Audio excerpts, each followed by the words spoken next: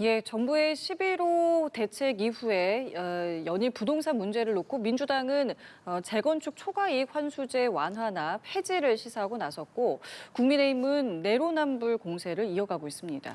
한편 여론조사비 대납 의혹을 두고 진실 공방을 벌이고 있는 오세훈 서울시장과 명태균 씨가 서울시 국감장에서 만났는데요. 관련 내용 포함한 정치권 이슈들 김성환 시사평론가, 윤기찬 국민의힘 법률위 부위원장과 함께 짚어보겠습니다. 두 분 어서 오십시오. 네, 안녕하세요. 예, 안녕하십니까. 자, 지금 말씀드린 것처럼 어제 서울시 국정감사장에서 오세훈 서울시장과 명태균 씨가 만났습니다. 두 사람의 발언 모아봤는데요. 듣고 대담 시작하겠습니다. 오세훈 시장이 여태까지 저를 2번 만났다, 아니다, 내쫓았다, 캠프에 어떻다, 다 거짓말 아닙니까? 몇 번 만나셨어요, 그러면? 7번 만났어요. 7번. 예. 오세훈 시장님 7번 맞습니까? 명태균 씨도 마찬가지겠지만 저도 이 자리에서 사실관계에 대해서 이야기를 하게 되면 알겠습니다. 전 사실 대질신문에서 제가 밝히고 싶은 게 많습니다. 그걸 여기서 미리 제 미천을 이용할 이유가 없기 때문에.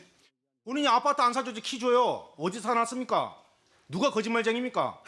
김영선 불러볼까요? 저 사람한테 도움받은 거 없습니다.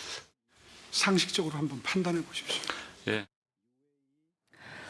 예, 어제 국감장에서의 모습이었습니다. 어제 상황 어떻게 먼저 좀 보셨는지 들을게요. 핵심은 좀 비껴간 얘기들이나 논란이 좀 있었던 것 같고요. 결국은 오세훈 시장이 재보궐선거 과정에서 여론조사를 몇 번 받았는지 지금 13차례를 알려지고 있잖아요. 그리고 후원자로 알려진 김한전 씨가 왜 3,300만 원의 여론조사 비용을 대납을 해줬는지 그게 사실은 핵심 아닙니까? 그러니까 아무런 관계가 없다고 하면 뭐하러 후원자로 알려진 사람이 여론조사 비용을 대납을 해줬겠어요. 우리가 지금 오세훈 시장도 얘기를 했지만 상식적으로 이해가 안 되는 일들이 벌어졌던 거 아닙니까? 그리고 오 시장은 지금 이제 저는 제가 볼 때는 기름장어를 보는 느낌도 좀 드는데요. 질문을 하면 명확하게 답변을 안 하잖아요. 뭐 미천이 드러날 수 있으니까 내가 구체적으로 얘기하지 않겠다거나 상식적으로 생각해 보라거나 이런 식으로 지금 빠져나가려고 하는 듯한 태도를 보이고 있는 건데요. 좀 이건 바람직하지 않다고 생각하고요. 어찌됐든 간에 사실관계를 다 부정하기는 어려운 상황 같아요. 현재 수사가 진행 중이기도 하기 때문에 그런 부분에 있어서 좀 철저하게 당시에 어떤 일들이 벌어졌는지 좀 규명이 되어야 된다고 생각합니다. 그러니까 오세훈 시장 같은 경우에는 어제 지금 화면에서도 나옵니다만은 특검 조사에서 얘기할 거다라고 얘기를 하고 있는데 마침 이제 다음 달에 이제 특검에서 대질 조사가 진행이 되는데 글쎄요 특검에서는 어떻게 좀 진실이 좀 가려질 수 있을 거라고 보시는지 어떻게 좀 보세요? 근데 특이한 것은 오세훈 시장 측 주장에 따르면 본인이 이 대지를 요청을 했다고 예, 그래요. 예. 여러 번 요청해서 결국은 성사가 됐다고 하는데 만약에 두 사람 간의 저런 진술의 차이, 기억의 차이가 의미가 있었다면 이전에 창원지검이나 중앙지검에서부터 대지를 추진했겠죠. 근데 대지를 추진하지 않았다는 것은 그럴 필요가 없었다라고 판단했던 것 같고 그러나 이게 정치 공방으로 지속되고 민주당에서 지속적인 문제 제기를 하고 있기 때문에 오세훈 시장 입장에서는 이걸 대질 요청을 했던 것 같아요. 빨리 마무리 짓자라고. 그런 그 요청을 하고 거기에 명태균 씨가 응했던 것 같은데 어쨌든 이런 경과를 보고 또 하나는 그 명태균 씨가 기존에는 4번을 봤다. 오세훈 시장을 4번을 만났다라고 주장하다가 어제는 7번을 만났다고 또 주장을 바꿨어요. 그런 것으로 볼 때 어쨌든 수사 과정에서 여러 가지 질문을 통해서 뭐 학습을 한 게 아닌가라는 개인적인 생각도 들고 또 하나는 이제 오세훈 시장 측의 주장에 따르면 실제 명태균 씨가 했던 여론조사의 결과가 김종인 전 위원장에게 갔고 이 부분이 김종인 전 위원장도 본인 책상 위에 그런 여론조사 결과가 올라왔다 이렇게 인정한 적이 있어요. 이런 그 사실관계를 토대로 보면 또 하나는 이제 명태균 씨가 초반기에 이런 얘기를 했습니다. 오세훈은 아마 본인이 왜 시장이 됐는지도 모를 것이다. 그러니까 결국 이 의미는 뭐냐면 명태균이 도왔는데 그걸 오세훈이 몰랐을 것이다. 이런 얘기를 초반에 하거든요. 그렇다면 지금 최근에 명태균의 주장과 달리 오세훈 시장은 명태균이 어떤 역할을 했는지에 대해서 잘 모르고 있었던 것을 명태균이 스스로 주장했던 거거든요. 그렇다면 지금의 이런 기조와는 전혀 다른 거기 때문에 지금 11월 8일 날 대질조사가 수사기관에서 대질조사가 예정돼 있는 두 사람을 불러다가 국감에 세운 것 자체가 도저히 이해가 안 된다. 이 부분은 실제 어떤 내용, 이게 진실이 뭔지를 떠나서 이렇게 정치적 장화한 것이 문제가 있는 거죠. 내년 지방선거인데 혹시 그와 연관돼서 생각할 수밖에 없는 것이고 아니 수사기관에서 대질할 사람들을 불러다가 미리 저렇게 국감에 세우는 게 어디 있습니까? 그럼 거기서 대질을 하겠습니까? 그 두 분이 서로 다른 주장을 하겠죠. 왜냐하면 수사기관에서의 대질에 미리 본인들이 어떤 패를 까보이는 게 되는데 그건 대질의 의미가 없는 거죠. 그 따라서 민주당 의원님들이 얘기한 것처럼 뭐 빠져나간다. 이 말은 앞뒤가 안 맞는 거예요. 왜? 거기서 말할 수가 없습니다. 오세훈 시장 입장에서는 무고함을 본인이 주장하고 있기 때문에 거기서 그대로 얘기하게 되면 명태균 씨가 또 학습을 할 것이고 그럼 대질의 의미가 없어지는 꼴이 되는 것인데 저 부분은 민주당 의원들의 저런 행태가 부적절하다 이렇게 생각합니다. 좀그 창원지검하고 서울중앙지검 조사받을 때, 그러니까 강혜경 씨라고, 그러니까 미래한국연구소 실무자 역할을 했잖아요. 강혜경 씨 변호인이 어떤 얘기를 검사로부터 들었는지 이런 것들을 직접 듣기도 했거든요. 수사 의지가 없었던 거죠. 수사 의지가 없었으니까 지금 특검까지 온 거 아니겠습니까? 그러니까 수사 의지가 없어서 제대로 수사할 생각조차 없었기 때문에 대지를 안 했던 거다. 그래서 지금 문제가 되고 있는 거다. 이 말씀을 좀 드리고 싶고요. 그리고 현직 서울시장이 이런 의혹들을 계속 지금 받고 있는 상황이잖아요. 만약에 오세훈 시장을 만나거나 여론사에 도움을 줬다고 하는 명태균 씨가 나서지 않았다고 하면 사실 의혹이 이렇게까지 커지지 않았던 상황이었을 거예요. 근데 다 만천하에 지금 공개되고 있는 의혹인데 그럼 그냥 국감기간 동안에 그냥 넘어갑니까? 그럼 말이 안 되잖아요. 그러니까 당연히 명태균 씨가 나오겠다고 얘기를 해서 국감에 나와서 좀 같이 대지를 할 수밖에 없는 상황이 됐으니 하는 거지 그걸 무슨 정치 공세로만 취급하거나 치부해서는 안 된다 이렇게 봅니다. 근데 이제 이런 것도 있어요. 뭐냐면 그 오세훈 시장이 중앙지검에 2번의 조사를 받았다고 합니다. 그러니까 수사 의지가 없다는 말은 안 맞는 것이고 오히려 오세훈 시장 측에서는 이거 아니 기소든 무혐의든 처분하면 될 일을 이게 정치적인 이유로 이게 끌고 있다라고 그런 식의 주장을 하고 있어요. 그러니까 그 부분도 앞뒤가 안 맞는 부분이 하나 있는 것이고 그다음에 강혜경 씨의 경우에도 실제 재판을 받고 있잖아요. 그리고 원래 명태균 씨와의 이 다툼 이전에 창원 선관위에서는 강혜경 씨의 경우에도 회계 관련 자료를 누락했다는 이유로 원래 그래서 고발을 한 거거든요. 그러니까 이런 애당초에 사건이 시작된 시발점 등을 고려해 보면 누구 말을 믿어야 될지 사실 아무도 모르겠어요. 또 하나는 지금 정부에서 사실 특별검사를 데려다가 오히려 국감에서 물어봐야 되는 거 아닙니까? 특별검사가 수사 과정에서 우리 국민이 돌아가셨어요. 그리고 또 특별검사 관련돼서 주식 관련 문제가 되고 있어요. 여기서는 왜 나 몰라라 하죠? 오히려 그걸 불러다가 국감에서 물어봐야 되죠. 그러니까 수사가 되기 전에 당신 진짜 했는지 이 국민을 대신해서 그걸 물어봐야 될 국회의원들이 그건 안 묻고 내년 지방선거를 대비해서 이거 지금 얼마나 오래됐습니까? 이 사안 자체가. 그래서 새로운 사실 밝혀진 적도 없고 지금 와서 아파트 얘기를 또 하고 울었다 질질 짰다 이런 얘기하고 이걸 국민이 듣고 있어야 되나요? 알겠습니다. 네. 한편 가격이 안정되면 돈을 모아서 집을 사면 된다는 발언으로 논란이 일었던 이상경 국토부 1차관이 결국 고개를 숙였습니다. 발언 준비해봤는데요. 먼저 들어보시죠. 저의 배우자가 실거주를 위해 아파트를 구입했으나 국민 여러분의 눈높이에는 한참 못 미쳤다는 점을 겸허히 받아들이고 재차 사과의 말씀 올리겠습니다. 네, 들으신 것처럼 이상경 차관 결국 사과를 하긴 했습니다만 이 사과 발표 동안 댓글과 실시간 이제 채팅창이 막혀 있었고 별도의 질의응답도 없었습니다. 지금 민주당 내에서도 이상경 차관에 대해서 첫 사퇴 요구가 나오기도 했는데 어제 이 사과 발언에 대해서 어떻게 들으셨는지 궁금하고 또 여당 내에서 이런 움직임까지 어떻게 보시는지 여쭤보겠습니다. 일단 사과 형식을 좀 유튜브를 통해 가지고 했다고 하잖아요. 왜 기자들 앞에 서서 사과하지 못했나? 여기에 대해서는 개인적으로 아쉽다고 생각하고요. 또 기자들이 질문했을 때 얼마든지 얘기할 수 있었을 거라고 생각하거든요. 사과하는 사람한테 무슨 기자들이 질문한다고 하더라도 그걸 가지고 뭐 더 곤란하게 만들 것도 없거든요. 그러니까 오히려 회피하는 듯한 인상을 주는 이런 방식의 사과는 저는 개인적으로 방식 자체가 좀 잘못됐다 이렇게 보고요. 또 사과하는 과정에서 뭐 계속 지금 언론에서 지적받고 있는 것처럼 배우자 탓으로 돌리는 듯한 발언을 한 거 이 부분도 굉장히 부적절하다고 생각합니다. 다만 이제 그렇게 했을 때 지금 원래 발언을 한 그 발언의 부적절성이나 또 사과의 부적절성, 형식의 부적절성에 관한 부분들도 말씀을 드리지만 그러면 사퇴를 해야 될 것이냐 이 문제는 저는 좀 생각이 달라요. 왜냐하면 계속 어떤 발언이나 이런 것들을 가지고 우리 이전에도 마찬가지로 어떤 부동산 대책이 나왔을 때 나타나는 패턴하고 거의 비슷한데요. 그러니까 그 당사자, 실무 당사자든 관련돼 있는 뭐 정치권이든 간에 계속 도덕성에 관한 문제로 정책들을 흠집내거나 또 그렇게 하다 보면 결국은 국민 신뢰를 잃게 돼서 부동산 정책이 신뢰를 잃으면 그냥 끝나는 거 아닙니까? 언젠가 다시 되돌아간다고 하는 생각들, 또 학습 효과가 있는 상황이란 말이에요. 그러니까 그런 일들이 계속 반복된다는 겁니다.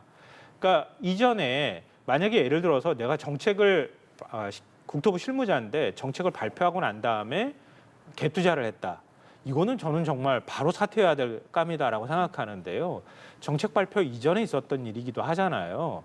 근데 그런 부분의 것을 갖고 와서 정책 전체의 신뢰성을 떨어뜨리는 문제로 바로 직결시킨다고 하면 다 어떤 누군가가 온다 하더라도 또 똑같은 논란이 반복될 수 있다. 이젠 그런 패턴에서 좀 벗어날 필요가 있다고 봅니다. 그러니까 이번 논란에 대해서 사과하고 그 부분에 대해서 부적절한 것은 비판을 받아야 될 수 있겠지만 그 이후에 정책에 관한 부분에서 지금 지적받고 있는 것처럼 국민들이 불안해한다고 한다면 그런 부분에 대한 보완 대책이 나오든 아니면 공급 대책에 있어서 좀 더 국민들을 안심시킬 수 있는 대책을 마련하든 이런 부분에 있어서 정책적인 접근을 좀 했으면 좋겠다. 계속 이런 악순환에 빠지는 일들을 좀 반복하지 않았으면 좋겠다는 바람입니다. 사과 형식에 대해서 아쉬움이 있었다라고 말씀해 주시면서도 어쨌든 이제 사퇴 자체에 대해서는 생각해 볼 필요가 있다라고 말씀해 주셨는데 지금 박지원 의원이 한 언론 인터뷰에서 국민의 말초 신경을 아주 비위를 상하게 그런 소리를 하면 책임지고 사퇴하는 것이 좋다라고 이야기를 했는데 여당 내에서는 어쨌든 박 의원의 발언은 개인 차원의 발언이다라면서 거리를 두는 모습이었거든요. 어제 좀 이 사과 어떻게 보셨고 여당 내에서의 이런 입장 차에 대해서는 어떻게 생각하시는지까지 여쭤보겠습니다. 그러니까 이상경 차관의 발언도 문제지만 그 발언만 갖고 사퇴할 필요가 있다 이렇게 주장하는 게 아니에요. 정책이 잘못됐다고 보는 거죠. 왜냐하면 본인이 이전에 했던 불과 1년 전에 아파트를 배우자 명의로 샀다는 거잖아요. 그것도 본인은 배우자가 실거주 목적으로 샀다고 하는데 그때 전세 끼고 샀는데 실거주 목적이 아니겠죠. 그러니까 저 부분도 잘못된 거고 최소한 1년 반은 실거주 안 했잖아요. 그러니까 그 부분도 문제가 있는 거고 또한 본인은 그렇게 서둘러서 이사 시점까지 못 맞출 정도로 서둘러서 집을 샀다면 앞으로 집값이 오른다고 본인은 생각했다는 거잖아요. 그러면 본인은 그렇게 생각했는데 국민들께는 집값이 내려가면 돈 차근차근 모아서 그걸로 사십시오. 난 대출도 못 받게 하고 전세금을 끼고 집도 못 사게 하면서 그렇게 하라고 한 거잖아요. 그러니까 본인은 이렇게 예상을 하는데 정책은 이렇게 펼친 거죠. 다르게.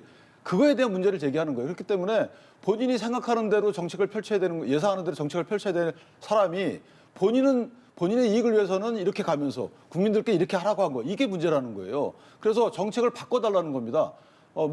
사과하고 책임지고 이런 문제가 아니고 그렇게 잘못됐기 때문에 당신이 예상하는 것과 같이 일반 국민들도 그렇게 생각하고 있으니 그 일반 국민들의 생각을 실현할 수 있는 방해하지 말고 대출과 갭 투자를 못하게 하는 거 이런 거 하지 말고 주거 안정책에 맞게끔 정책을 시정해 달라 이 얘기를 하는 건데 민주당은 자꾸만 이상경 차관의 발언만 문제 삼아서 마치 그 발언만 문제 있는 것처럼 아니죠. 발언과 정책이 둘 다 문제 있는 겁니다. 따라서 정책을 바꾸는 것에 대해서 그걸 하든지 아니면 사퇴하든지 뭐 둘 중에 하나 선택해야 되겠죠. 그러니까 정책은 보완할 수 있어요. 보완할 수도 있고요. 예. 근데 저는 이재명 정부가 제일 어려운 난제를 좀 받아들었다고 생각하거든요. 이전의 정부들도 마찬가지인데요.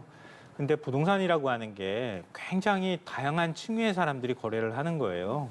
말씀하셨던 것처럼 국민들이 불안해하거든요. 또 그리고 이전의 학습 효과 때문에 신뢰하지 못하는 것도 있고요.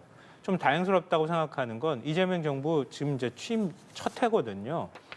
이재명 대통령 때 얘기했던 것처럼 정책을 일관성 있게 밀고 나갈 수 있는 정책을 만드는 게 중요하다. 이게 첫 번째 것 같고요. 두 번째로는 말씀하셨던 것처럼 뭐 예를 들면 15억 이하의 대출은 그대로 유지됩니다. 이렇지만 LTV가 지금 40%로 제한되는 바람에 대출 금액이 줄어든 것도 사실이란 말이에요. 그럼 실제로 주거의 목적으로 주택을 구입하는 분들한테 어떤 불이익이 돌아갈지 그런 분들한테 불안감들이 생길 수 있는 그런 정책이라고 하면 그런 부분에 있어서 일부 보완하는 것 이런 것들은 있을 수 있다고 보고요. 그 위에 예를 들면 그 제일 꼭대기 상단에 주택이 있는데도 불구하고 두 채, 세 채 그리고 또 거기서 또 갭 투자로 또 집을 사려고 하는 일종의 투기성이 보이는 이런 경우에 오히려 집값을 끌어올리거나 강남에 있는 집값의 경우에는 사실 그런 목적으로 들어가는 경우가 상당히 많다고 볼 수 있거든요. 그런 대기 수요 때문에 지금 강남을 중심으로 해서 집값이 뜨기 시작했고 다른 지역으로 이렇게 파급 효과가 생겨나고 있는 거잖아요. 그럼 그런 경우에는 아주 엄단하거나 아니면 세무조사를 통해서 그렇게 하지 못하도록 하거나 이런 강력한 대책이 좀 필요하다고 봐요. 그런 것처럼 말씀하신 것처럼 그런 다양한 층위에 있는 분들, 아예 집을 살 수도 없는 분들도 있단 말이에요. 그런 분들에 대한 맞춤형 대책들이 한꺼번에 같이 나오고 그럴 때 조금 국민들이 안정감을 느낄 수 있다고 보고요. 여기에 이제 공급 대책이 더해진다고 보는데요. 그걸 하나로 다 묶어가지고 마치 모든 국민들이 실수요자이고 모든 국민들이 실수요자인데 피해를 보는 것처럼 이렇게 정치적 공격을 하는 건 좀 바람직하지 않다고 봐요. 근데 이제 이런 건 있어요. 물론 투기성 그 구매를 하시는 분들도 있죠. 그거는 뭐 당연히 있을 수밖에 없고 그건 바람직하지 않아요. 그런데 대한민국의 자가 보유율이 60%예요. 나머지 40%는 전세를 살고 있든 월세를 살고 있든 집을 사고 싶어 하겠죠. 왜냐하면 비용이 많이 나가니까 주거 비용이. 그럼 40%의 국민들이 투기 수요자는 아닐 거잖아요. 그러니까 그 40%의 국민들도 집을 사는 패턴이 처음에 월세 살다 전세 살다 그러면 집을 갈아타야 되는데 또는 뭐 20평 살다가 애들이 태어나고 그다음에 좀 더 큰 데로 이게 본인들이 했던 거 그대로 하고 싶어 해요. 그게 본인들의 특별하기 때문에 나는 이렇게 하는 게 상관없고 국민들이 그렇게 하는 것은 투기야. 이게 아니잖아요. 국민들도 다 그렇게 하고 싶어 합니다. 일반적인 욕구예요. 왜 그걸 막냐 이 말이죠. 그건 투기가 아니에요. 근데 그것조차도 마치 왜 수십억 원짜리 집을 사려고 하느냐라고 김병기 원내대표가 얘기했던 것처럼 그런 진단 자체가 잘못됐기 때문에 정책이 제대로 안 나오는 거 아니냐. 여기에 대한 이제 비판이 있는 거죠. 자, 그리고 어제도 이제 국토부 차관이 사과를 했는데 이번에는 이제 민주당 복귀왕 의원의 발언으로 또 어제 하루 시끄러웠습니다. 그러니까 15억 원 정도의 아파트는 서민이 사는 아파트라는 인식이 있다. 그러니까 이게 뭔가 이게 정책을 설명하는 과정에서 나온 것인데 이제 또 한 번 좀 시끌시끌했거든요. 국감장에서 사과를 하기는 했습니다만은 이게 어쨌든 이 정책을 놓고 이게 뭐 차관도 그렇고 의원도 그렇게 뭔가 얘기를 하다가 계속 좀 설화가 나오고 있어요. 이 부분에 대해서는 어떻게 보십니까? 이게 참 답답하고 어려운 문제인 것 같은데요. 부동산 정책의 민감성을 좀 이해했으면 좋겠다 이런 생각 들고요. 발언 하나하나를 좀 조심해야 된다. 결국은 사실 한국의 부동산 정책들이 계속 무너지는 과정들의 패턴들을 그대로 좀 밟아가는 것 같아서 이제 좀 걱정스럽기도 하고 그러거든요. 왜냐하면 모든 사람들이 좀 더 좋은 주거 환경에서 살고 싶어하고 자녀를 좀 더 좋은 교육 환경에서 키우고 싶어하는 욕망이라는 게 있단 말이에요. 그리고 거의 자산 대부분을 지금 부동산에 다 묻어두고 있는 상황이기 때문에 여기에 대한 욕망은 사실 억제를 하고 절제하기가 정책으로 막기가 굉장히 어렵습니다. 그리고 이전 정부도 마찬가지지만 정부가 시장을 이기지 못했던 학습 효과가 계속 작동하고 있는 상황이란 말이에요.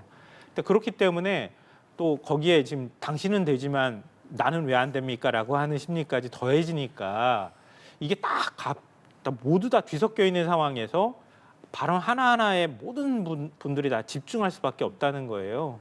그래서 그런 발언들을 내놓을 때 일단은 조심할 필요가 있다. 이걸 전제로 좀 말씀드리고요. 근데 저는 복귀왕 의원이 말하고자 했던 취지 자체는 나쁘다고 생각하지 않아요. 그건 잘못했다고 생각하지는 않거든요. 왜냐하면 이번에 규제 정책들이 15억을 기준으로 해서 15억 이하냐 아니면 그걸 넘느냐 이런 기준을 만든 것도 사실이고요. 이번 지역의 이제 집값의 경우에는 오히려 떨어져서 오히려 문제인 거고 지금 제일 큰 문제는 이제 서울을 중심으로 한 수도권의 집값이란 말이에요. 거기에 대한 기준을 정부가 만들 때 15억을 기준으로 만들어 놨으니 또 서울의 평균 집값이 12억이고 그러니까 그 15억을 기준으로 설명을 하다가 서민이라고 하는 단어가 들어감으로써 오히려 논란이 커진 측면이 있거든요. 그러니까 원래 취지 자체를 설명하는 과정에서 단어 하나가 들어갔다고 해서 그걸 너무 지나치게 이 감정선에 관한 문제로만 접근할 필요는 없겠다. 이건 조금 좀 저는 너무 과한 비판에 해당이 된다고 생각합니다. 근데 저 부분은 사실은 아까 제가 말씀드리는 것처럼 진단을 잘못했다는 그 징표가 되는 거죠. 그런데 서울의 그 거래 평균가가 14억 정도 된다는 거잖아요. 아마 그 말씀을 듣고 저렇게 했던 것 같은데 그렇게 되면 강북 같은 경우에는 본인 안중에 없었다. 다른 지역은 뭐 8억, 5억 이렇게 많이 있잖아요. 그런데 서울 강남 여기만 보고 모든 정책을 다 그걸 보고 그 기준 삼아서 수립하는 거 아니냐. 강남만 보고 강남 거래 형태나 거래자 이런 분들이 어떤 그 거래 이유, 목적 등을 보고 이게 투기, 실수요자 아니라고 판단한 것도 아니냐. 그렇게 충분히 오해할 수 있는 정도의 발언이라고 보고 그다음에 15억 이하라고 해서 지금 6월 17일 날 냈던 그 부동산 정책의 내용에 따르면 6개월 실거주잖아요. 토지거래 허가고요 묶이면. 그러니까 그거는 또 이 정책을 잘못 이해하고 하신 말씀도 있고 여당의 의원께서 저렇게 정책을 잘못 이해하고 또는 잘못 진단하고 하게 되면 여당이 수립하는 부동산 정책에 대해서 국민적 신뢰도가 떨어진다는 거죠. 그러니까 김재섭 의원이 얘기했듯이 도대체 사실 그대로 파악하고 하시는 말씀이냐. 그러면 강북에 있는 분들은 저걸 보고 뭐라고 생각하겠어요? 뭔가 나뉘는 듯한 느낌도 받고 해서 저 부분 물론 사과를 하셨지만 어쨌든 조금 더 면밀하게 사실관계를 보고 그다음에 정책 수립에 본인의 의견을 내시는 게 어떻겠나 생각합니다. 네, 뭐 이건 반박은 아닌데요. 김재섭 의원의 얘기는 너무 좀 자극적인 것 같아요. 제가 볼 때는. 왜냐하면 한국의 부동산의 특수성이 있는 거잖아요. 그러니까 집값이 강남에서 뜨기 시작하면 그 다음에 다른 지역으로 계속 풍선 효과처럼 퍼지는 거잖아요. 그러니까 강남에서 집값이 또 오세훈 시장 토지거래 허가제 그 해제하면서 사실은 그때부터 확 뜨기 시작했던 거잖아요. 그리고 그 다음에 막았는데도 불구하고 결국 이제 금융시장이나 부동산 그 자산시장 자체가 불안정해지니까 막 이제 수요가 몰렸단 말이에요. 근데 그러니까 사실은 지금 5억짜리 집에 살거나 10억짜리 집에 사는 게 문제가 아니라 강남으로 들어오려고 하는 대기 수요 때문에 문제가 생기는 거란 말이에요.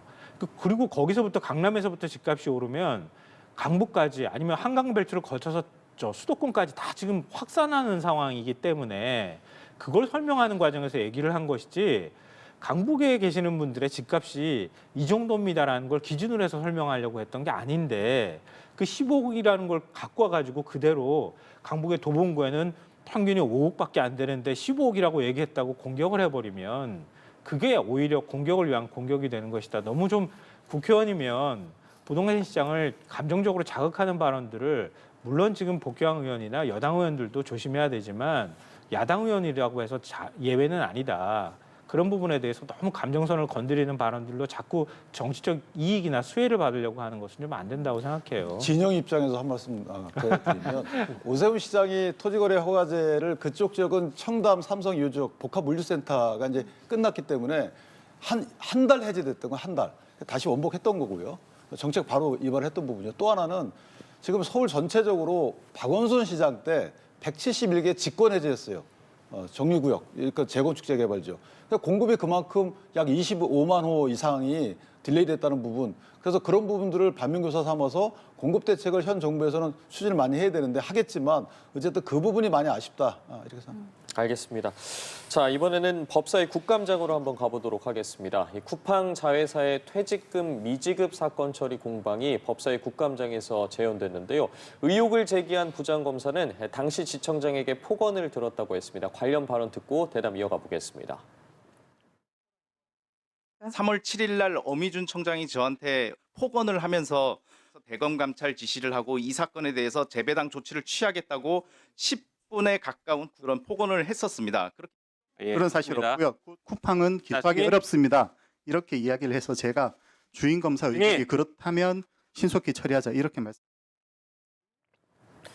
상황을 좀 정리해 보면 앞서 쿠팡 수사외압 의혹을 폭로했던 문지석 부장검사가 지난 5월에 대검 감찰을 받았다고 밝히면서 그 배경으로 당시에 이제 지청장이었던 어미준 검사를 지목했습니다. 그리고 당시에 엄 지청장이 10분 가까이 폭언을 했다고 증언을 하면서 주임 검사에게 핵심 증거를 빼라는 지시도 했다고 주장했는데 엄 검사는 증거와 법리대로 사건을 처리했다. 지금 양측 입장이 완전히 상반되거든요. 어떻게 봐야겠습니까?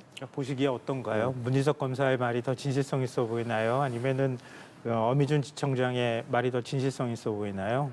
그러니까 상황을 객관적으로 놓고 봐도 제가 봐도 문지석 부장검사의 말이 더 신뢰가 가거든요. 왜냐하면 쿠팡이 애초에 취업 규칙을 제가 볼 때는 정말 꼼수처럼 변경을 해서 사실은 물류센터에서 일하는 분들 거의 다 대부분 일용직이자 계약직이란 말이에요. 그런 분들 퇴직금 안 주려고 했다는 꼼수가 다 보인단 말이에요. 그것 자체가 사실은 문제가 있다고 해서 취업규칙 일방 변경을 금지하고 있는 그 규정 자체를 어겼다고 판단을 한 거예요. 노동청에서도. 그래서 고발 조치한 거 아닙니까?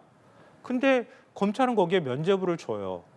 문지석 검사가 얘기하는 핵심은 뭡니까? 압수수색을 통해 가지고 그걸 내부적으로 문제 제기하지 않으면 그냥 덮고 가라고 한다거나 각각의 일용직 근로자나 이런 사람들이 문제 제기를 하지 않고서 문제 제기하면 설명하고 그렇지 않으면은 그냥 가라는 식으로 논의를 한 내용이나 정황이 드러나는 그 내용을 압수하고서도 그거를 채택하지 않았다는 거잖아요. 그래서 결국은 이제 불기소 결정을 했다고 하는 건데 누가 그걸 납득할 수 있겠습니까? 그 과정을 살펴봐도 문희석 검사가 문제 제기하는 게 틀렸다고 제가 볼 때는 보이지가 않아요. 그러면 그런 내용까지 있음에도 불구하고 검찰은 어떻게 행동해야지 맞는 겁니까? 논란이 있을 때는 검찰은 기소해야 되는 거잖아요. 그래서 재판을 통해서 확인을 받아야 되는 거예요. 근데 왜 스스로 불기소 처분을 합니까? 그걸 또 지청장이 압력을 넣었다고 담당 수사를 다 했던 부장검사가 지금 문제 제기를 하고 있잖아요. 근데 그게 아무 문제 없다고 얘기하는 걸 어떻게 상식적으로 납득할 수 있겠으며 지금 녹취 내용까지 공개가 된 거잖아요. 지청장이 압력을 넣지 않았다고 볼 수가 없어요. 제가 볼 때는. 근데 거기에 나와서 지청장이 그러니까 어미준 검사가 얘기하는 걸 보면 대검에서 난 면제부 받았다는 그 논리예요. 보니까. 그러니까 검사들이 자기 검사를 감싸거나 더 위에 있는 직급이 높은 검사한테 감히 대들어? 뭐 이런 식의 사고방식으로 접근했다고 하면 이건 매우 심각한 것이다. 검찰이 항상 이런 부분 때문에 지탄받는 거 아닙니까? 그러니까 그게 그대로 검찰이란 조직 내부가 어떻게 운영이 되는지를 적나라하게 보여주는 사례라고 저는 생각합니다. 근데 저 부분은 사실은 이제 그 저 두 사람 간의 진실 공방은 뭐 감찰이나 아니면 수사를 통해서 밝혀지겠지만 문제는 있어 보이는 지점은 있어요. 왜냐하면 쿠팡의 물류회사, 자회사에서 있었던 일인데 거기에 취업 규칙을 변경을 하죠. 그 취업 규칙을 원래는 이게 퇴직금을 받으려면 1년간 그 4주 평균 일주당 14시간, 5시간씩 일을 해야 돼요. 근데 취업 규칙을 만약 그렇게 그런 시간을 못 채우게 되면 그 시간 못 채운 시간만 빼면 되는 건데 실제 취업 규칙을 리셋을 하죠. 뭐냐면 한 번이라도 그렇게 못 채운 기간이 있으면 다시 시작하는 거죠. 그러니까 그만큼 회사에 유리한데 이 취업 규칙을 만들어서 노동지청에 또 허가를 받아요. 이것도 웃겨요. 그 노동지청에서 이거 허가해주면 안 되는 건데 왜냐하면 근로자에게 불리한 경우에는 뭐 노조에 또 이 승인을 받도록 돼 있잖아요. 그럼에도 불구하고 거기에 대해서는 이런 방법 없이 이걸 허가해줘요. 그 다음에 이제 노동지청에서 수사를 합니다. 수사해가지고 이걸 송치를 하는데 문제는 뭐냐면 이 노동지청의 이 허가 과정이 과연 저는 제일 이상한 겁니다. 이걸 어떻게 허가해줬을까라는 부분. 그러니까 검찰 입장에서 보면 이 허가된 부분이 과연 법에 위반하는 게 강행규정 위반이냐 이 부분을 따져봤을 거고, 그러니까 수사는 그러니까 혐의 있느냐 없느냐의 문제와 과연 이 법리 문제는 다른 문제이기 때문에 약간의 여진이 있지만 어쨌든 만약에 이상한 부분은 이게 무혐의로 나왔다는 게 이상한 게 아니고 문제가 안 됐다는 게 이상한 겁니다. 그러니까 지금 쿠팡 자회사 그 대표 나와서 이거 다시 고치겠다는 거잖아요. 고칠 일을 왜 만들었는지 모르겠고 그 취업규칙 그렇게 만들면 이거 하지 말라고 만들어 놓은 노동부의 감독 기능은 도대체 어떻게 된 것이며 이런 부분은 문제가 있는 거죠. 전반적으로 따져봐야 될 부분이 상당 부분 많다 이렇게 생각을 합니다. 알겠습니다. 오늘 두 분 말씀은 여기까지 함께 하도록 하겠습니다. 지금까지 김성환 시사평론가, 윤기찬 국민의힘 법률위 부위원장과 함께했습니다. 두 분 감사합니다. 고맙습니다.